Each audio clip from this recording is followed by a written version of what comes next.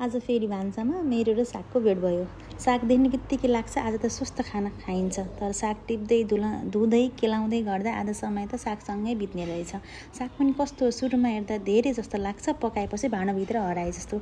तेलमा लसुन, जिरा, मेथी, खुर्सानी, पाँचफुरन पड्काए अनि साग हालेर चलाउन थाले।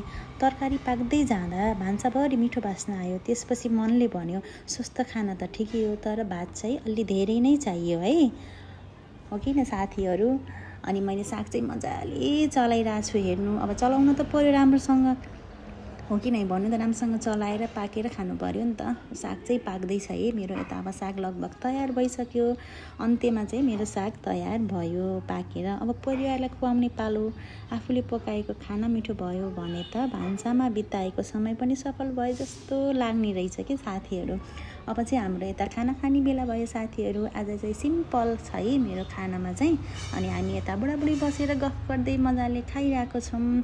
बुढाले चाहिँ यता आज यो पाक्यो भनेर भन्दै हुनुहुन्छ। त्यो क्लिप चाहिँ मैले राखेन कि, त्यो साउन्ड चाहिँ।